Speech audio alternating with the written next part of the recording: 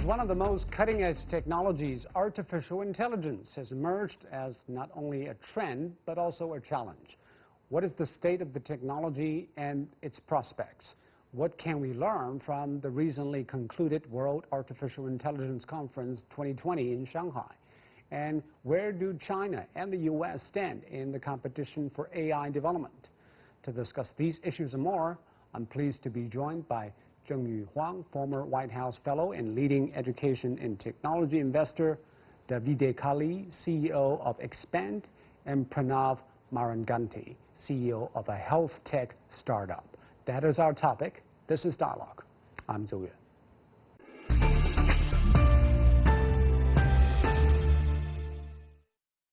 So let's talk about this year's conference of artificial intelligence in Shanghai. So Zhengyu, what is your takeaway from this year's conference? I think it was a terrific convening of brilliant minds in this space. You know, especially given what's going on around the world, artificial intelligence is even more needed as we work to find a vaccine for COVID-19 and as we work to bring the economy back and as the economy shifts towards a digital economy.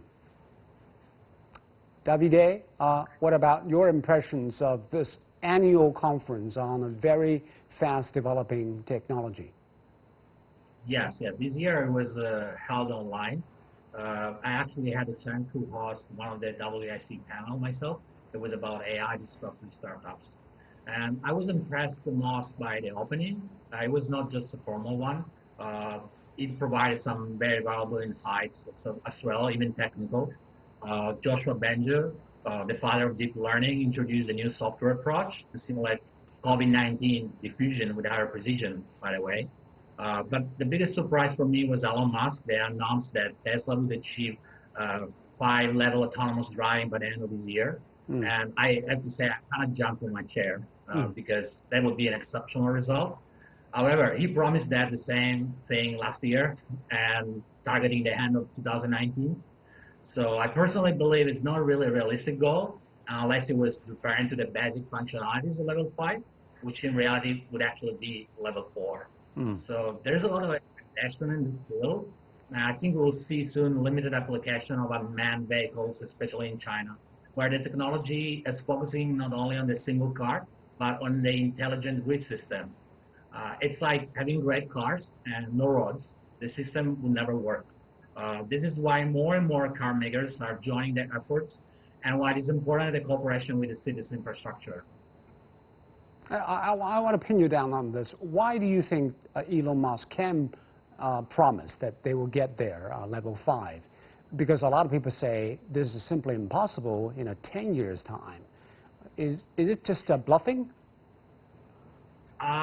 Okay, I think, as I said, the caveat is like basic functional level 5. That's what he said, which is actually level 4. So, because the biggest technical challenge right now is that we don't know how to coordinate millions of autonomous vehicles. Even for traffic planning, we cannot do that, right? So, I think what it was meaning is like level 4, actually. So, it's more about semantics there. Anyway, we have to wait a few more months. But considering even the track record of running Teslas into a truck before on a road, can people really rely on that promise even at the level 4 quality? Okay. To be honest, it's true that he was sometime in a tough spot, but so far he always managed to get up. So if it was anyone else saying that, I would be very skeptical. So I would give him the benefit of the doubt because he pulled off few pretty impressive operations. And we've gathered some opinions on artificial intelligence and its promise. Let's take a look what some of them have been saying. There are different opinions on the internet. Brent Tudorian said, 8 years ago, a prominent mayor of a major city, who's still a mayor today, insisted to me that in 10 years we should be all riding in driverless vehicles. I said we wouldn't be close to that in 10 years, and if we were, it wouldn't be a good thing for cities. So, is it a good thing for cities or not? You know, in terms of autonomous driving, the benefits are just so overwhelming. right? It's just a matter of time. The death caused from accidental driving, from drunk driving, is one of the leading causes of death around the world. In comparison, autonomous driving would save so many lives. From a public health perspective, this would be incredible. Now, that doesn't factor in the amount of costs you would save. If you look at, for example, Lyft and Uber, their largest cost is actually drivers. If take away drivers, will really reduce transportation from a vehicle to a service. I mean, we think about turning on electricity, turning on water, but then most of us buy a car that sits 99% of the time idly, doing nothing. It's one of the most inefficient things that we've built over the past 100 years. And when you have autonomous driving, you really turn that product into a service. And then think about it. If you don't need a driver's seat, the vehicle itself could become a place of entertainment, of learning, of workout, etc. It's really a new service product in movement. So but in order to move that from a vehicle to a service, we need an infrastructure overhaul in a whole of society. Will that happen, and will that be too costly, and will that strip away people's options of driving on their own? Actually, without the infrastructure, it's not going to happen. At the moment, there is also two different views how to achieve that. So the Americans are focusing on the power of the single car, and the Chinese are focusing more on the grid and the network. And personally, I think a network approach is most likely to succeed, because if you think about intelligence, it doesn't exist as a single entity. We are part of a social intelligence, so why the car should be different, right? If you have a kid growing in the forest, they will not develop a very high IQ, right? And Pranav, what is your take on the future of automated driving? I think it's inevitable. Inevitable. But humanity has to figure out the best way forward. And we are experimenting, doing various things, and we will come up with something that works for everyone. If you expect people to change their behavior overnight, it's not going to happen. There is something called continuity of experience. You can't expect people to stop driving tomorrow. That being said, maybe our children will never learn to drive, and for them, automated vehicles will be a part of their life. So you're talking about a time frame of 10 to 20 years. Is that what you predict? I would say 10 to 20 years is a good time frame. Not for technology to be built, but the adoption of the technology, to see it where it's ubiquitous, it's all around us. I think. Are you suggesting there will be pushbacks from the people? It will be pushback from the people. Adoption is a big challenge. I hope there is someone who comes with a design, a new Steve Jobs, who will reframe our interaction with cars, and that will change how we look at transportation. I think everyone has a certain idea of what it could be, but that product is not there in the market today. I know that you're also involved in healthcare services. At the conference this year, Zhang Wenhong, he is a very famous ICU doctor and head of the Center for Infectious Disease at Fudan University.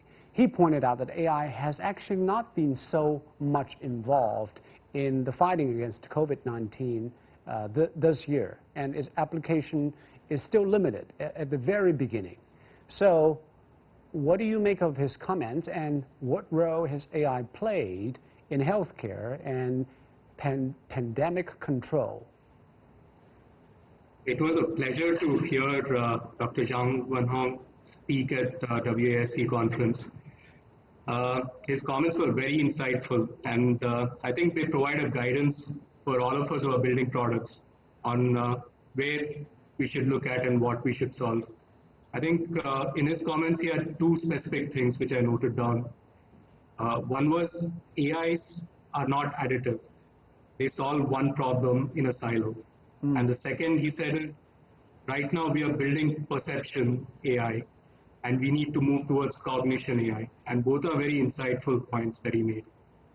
But I think his expectation from AI is artificial general intelligence, but right now the capability that we have is artificial narrow intelligence. So there is a gap between his expectations. Maybe in future we'll be able to meet his expectations, but I think it'll take some time. I'll give an example on this, right? If you look at healthcare and AI, there are two key things, two key places. One is public health, and the second one is a tertiary setting where AI is really useful. So public health is disease surveillance and human behavior. So, your contact tracing or your anomaly detection, self-quarantining after travel, wearing masks, these kind of things. And each one in a silo is sort of, solved. Like there is AI to recognize that people are wearing masks or not. There is contact tracing with mobile phones and what have you. But the thing is, these are all in their own silos. They don't add up to a single solution. Okay, let's take a look at what some of the people are saying on internet on healthcare and artificial intelligence. This Vinayender Tula says, artificial intelligence in healthcare can replace a doctor, cannot, but it will replace the doctors who won't use artificial intelligence tools. Well, that's interesting. Pranav, is artificial intelligence got to be a very useful tool, but it will never take place human as doctors? Never say never. I don't know the future. But what I would say is in a 5-year horizon, I don't see it happening. Mm. But what areas already doctors are relying very much on those artificial intelligence tools in medical field? Tele-ICUs, radiology, home care, telemedicine, these are all fields which are highly automated. There are lots of tools and AIs available to help the doctors and nurse practitioners in better helping the patients and better delivering health services and delivering the right health services. That being said, there is no one thing where everything is automated. There are touch points, human touch points in healthcare delivery at this point of time. And David, I know in 2016 you founded Expand. That is a technical accelerator that has invested in 22 different startups and helped them grow. Could you tell us what those technologies are and what is your role in helping their development? Yeah. So we have a tailored approach. So because the companies are in early stage, the company we onboard, so they have different needs like funding, for example. We have invested directly in 6 of them. And for the other, we actually rely on a network of partners, financial advisor, business angels, other business accelerator. But our main task is to help this company to create a competitive technical advantage and to adopt the disruptive roadmap. And these automatically increase their chance to succeed, raising also funds. For example, now I think at least 60% of our companies have been funded by a third party. And then last year, we also started to help our startups to apply for government grants in China. The Chinese government is investing an incredible quantity of resources into innovative startups. I think the full results of this action will be visible only after a few years. And we also help the startup to find talent because, as we were mentioning before, talent is crucial. So we have a scientific board made of top-level professors to provide us access to many new talents.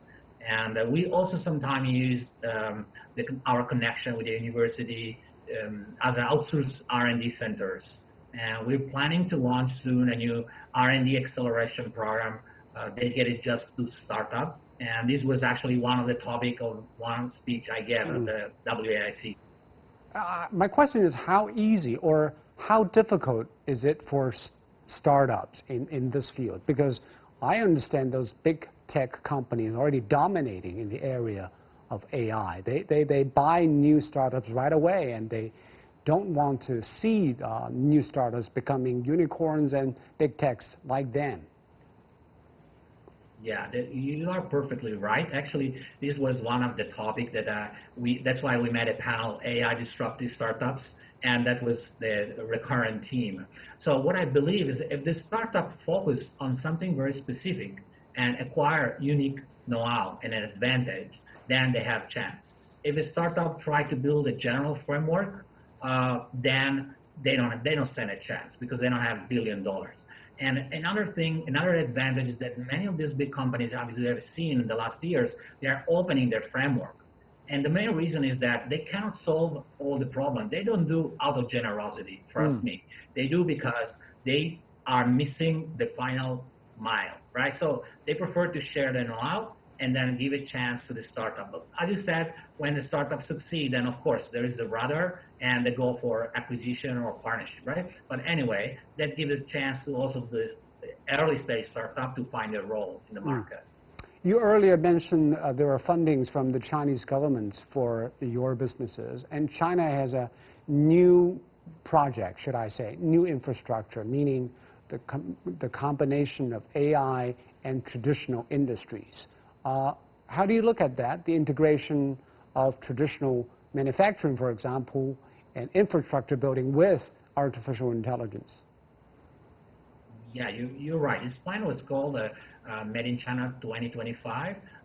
In reality, what they do is like pushing Industry 4.0, which is the name that was used to describe the new generation of manufacturing.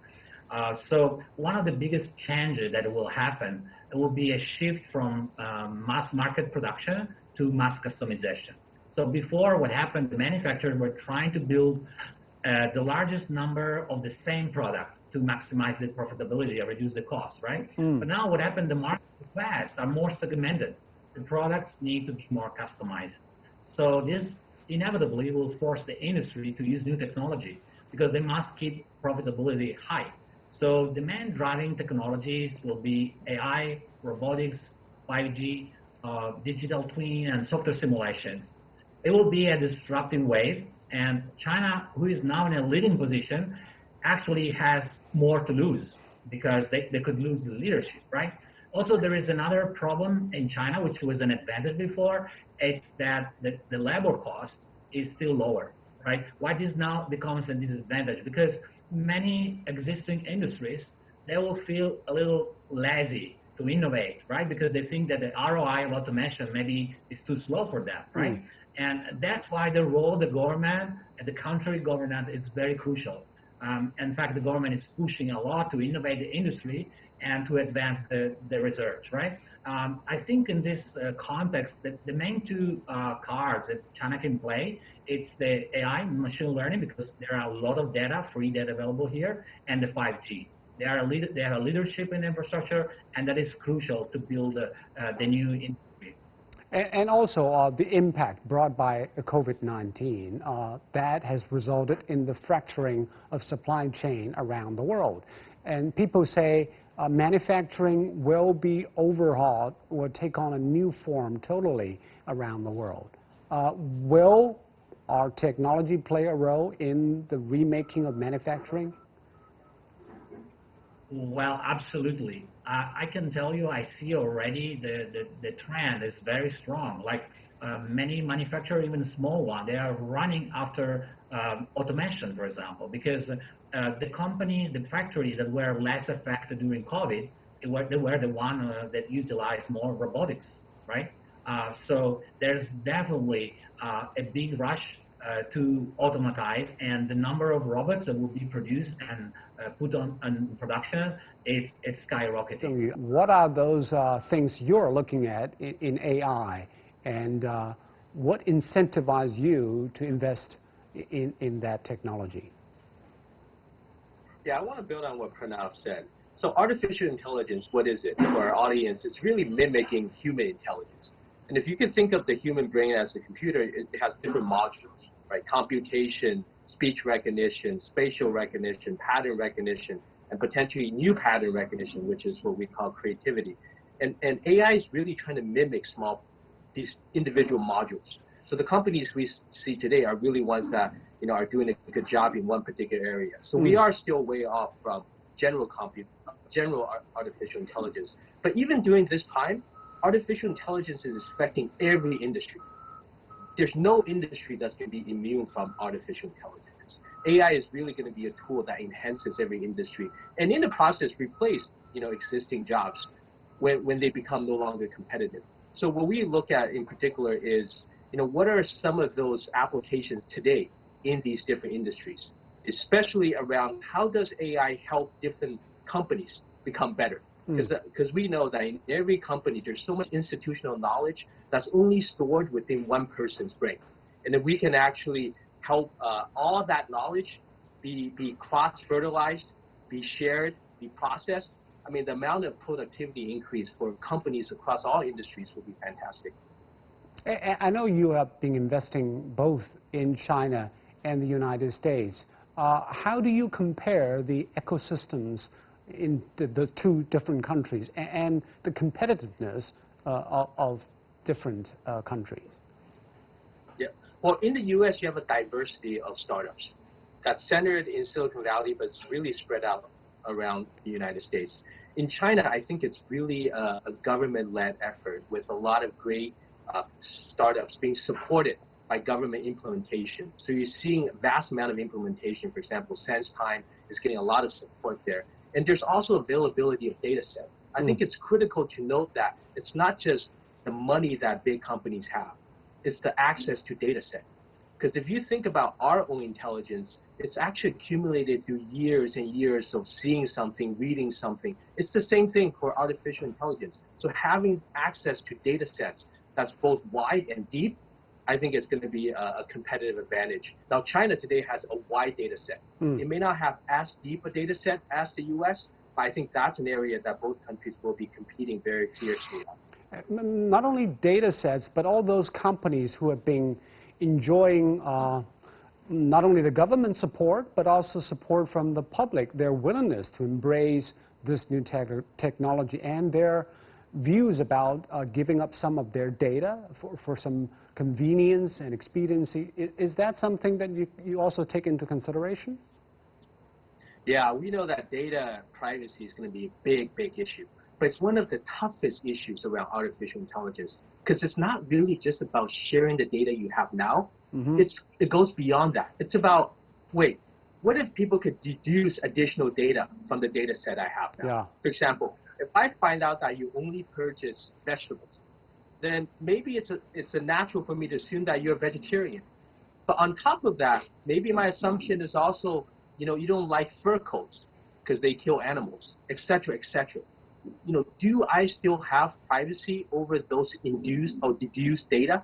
So there's a lot of unsolved issues right now around data privacy. So you think this technology will still go all full steam ahead despite those criticism or concerns? Oh yeah, absolutely. I mean, it's like a tool, right? A tool could both enhance you or it could actually detract from you. It's really how we use it. But the benefits are so strong, it's really hard to stop it. Just like, the automobile when it first came out. It had a lot of problems. It killed people. But the benefits were so strong that within 10 years, you didn't see a horse carriage anymore. And the entire industry of carriage riders disappeared. And you had new industries that were created, truck drivers, et cetera, et cetera. So where do you think it will head in the next 5 to 10 years?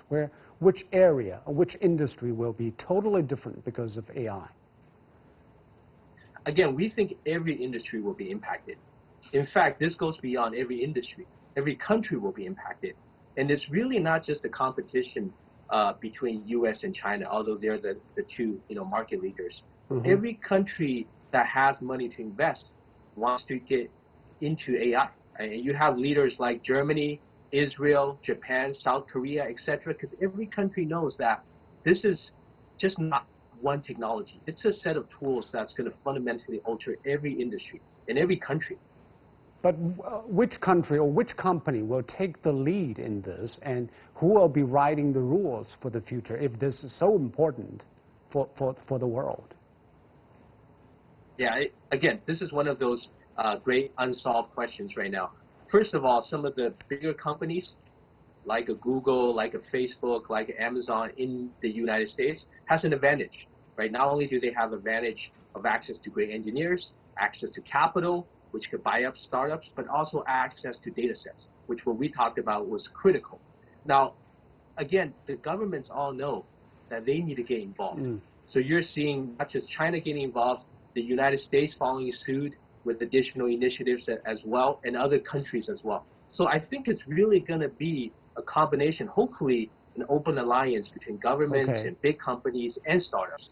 And beyond those two entities, civil rights and other entities in government and in society that really care about what is the future, right? What are the moral and ethical and social impact of artificial intelligence? So we'll need a lot of great minds involved, not just from business and policy. So we're all stakeholders in a sense. Let's take a look at what the social media users saying about the future of this probably game-changing technology. The Olive Knife said, artificial intelligence, deep learning, machine learning, whatever you're doing, if you don't understand it, learn it. Because otherwise, you're going to be a dinosaur within 3 years. Wow, that is really alarming. So is that going to be like it, that artificial intelligence will be the new baseline knowledge for human beings? Otherwise, you will be out of the job market? Is that it? I think there will be many job loss. There will be many more built. So what it matters at the hand is what is the balance, right? So I think if there is a growth of the AI like we see now, and the population keeps growing, I think that the balance, personally, I think will be negative.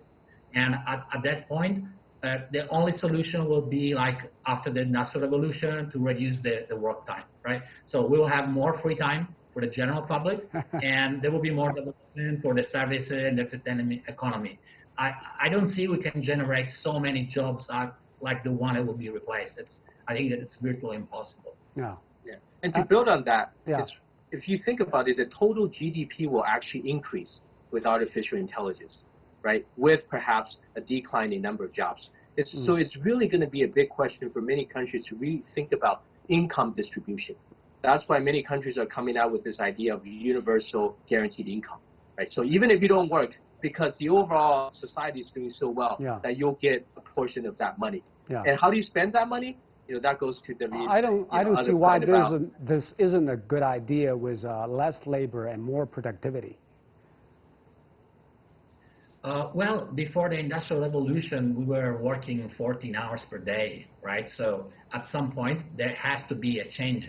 And actually, I think maybe the digital revolution already should have impact that. I remember France tried to do the 35 hours per week, right? But if only one country does it, it doesn't work. And it is a competition issue. So I think it will be later on a problem that the whole world, the different countries will have to sit down and take a decision. I don't see there is no other solution for it, basically. And thank you very much for your wonderful insights, Pranav, Davide, and also Zhengyu. And you've been watching Dialogue here on CGTN. I'm Zhou in Beijing. Goodbye for now.